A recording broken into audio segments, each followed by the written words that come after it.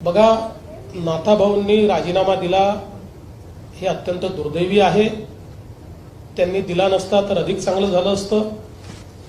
त्यांच्या मनामध्ये माझ्याबद्दल जर काही अडचणी होत्या तर त्यांनी वरिष्ठांना जाऊन तक्रार करायला हवी होती.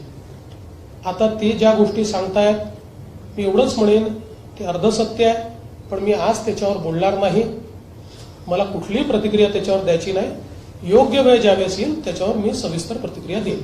जळगाव महापालिका बरखास्त करण्यासंदर्भात झालं ना, आता आपलं शेतकऱ्यांचे विषय सगळे संपले का? आपण त्यांच्यावर विनयभंगाची केस केली असं त्यांनी आज मुक्ताईनगरमध्ये पत्रकार परिषद घेऊन सांगितलंय आणि केवळ आपल्यामुळेच ते पक्ष सोडत आहेत. आणि म्हणूनच मी सांगितलं की ते अर्धसत्य सांगताय. ती केस काय आहे हे आपल्याला सगळ्यांना माहिती आहे. 3 दिवस माध्यमांनी चालवलं ते, त्यानंतर ती केस कशी झाली हे देखील आपल्याला माहिती आहे. मला त्याच्यावर बोलायचं नाही. बघा काय असतं, अशा परिस्थितीमध्ये कोणाला तरी विलन ठरवावं लागतं. त्यांनी मला ठरवलंय, काही हरकत नाहीये. मी त्याच्यावर कुठलाही रिॲक्शन देणार नाही, मी कुठलाही रिप्लाय देणार. हवी होती, मात्र त्यांनी सांगितलं की त्यांच्या विरोधात काही लोकांनी प्रचार केला, त्यांच्या मुलीला बांधण्याचा प्रयत्न केला. या संदर्भातली पुराव्यानिशी तक्रार त्यांनी चंद्रकांत पाटलांकडे केली, मात्र त्यांच्यावरती शिस्तभंगाची सुद्धा कारवाई केली गेली नाही. याच्यावर चंद्रकांत दादा पाटलांनी सविस्तर उत्तर दिलं आहे. त्यामुळे पक्षाचं एवढं मोठं नुकसान आहे, खास करून जळगावमध्ये भाजपला मोठा फटका बसेल काय? असं आहे की एक गोष्ट लक्षात ठेवा, छोट्यातल्या छोटा कार्यकर्ता असो का मोठा नेता असो, कोणी ज्यावेळेस पक्षातनं जातं त्यावेळेस पक्षाचं काही ना काही नुकसान होत असतं.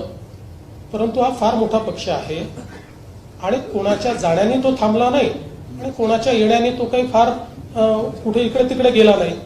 त्याच्यामुळे ठीक आहे, आता जी काही परिस्थिती आहे, शेवटी जळगाव जिल्हा हा मूळ भाजपचा जिल्हा आहे.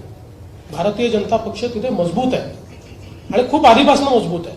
त्याच्यामुळे मला असं वाटतं की जनता भाजपसोबत राहील. शरद पवारांनी राजकीय असं विधान केलं होतं की ज्या प्रकारे भाजपाने आमचे नेते फोडले त्याचप्रमाणे भाजपचे अनेक नेते आपल्या संपर्कात सुद्धा आहेत. तर त्या प्रकारचा हा पहिला धक्का मिळाला. याला लागूनच सर एकच याला लागूनच अर्जुन खोतकर आणि पाटील गुलाबराव पाटलांनी पंकजा देखील ऑफर दिली आहे. त्या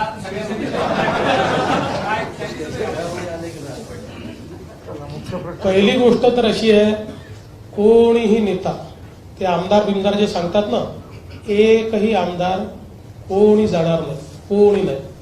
आणि ज्यांचं स्वतःच खरं नाही, आता अर्जुन खोतकरांचं काही खरं आहे का? त्यांना कोणी विचारते का?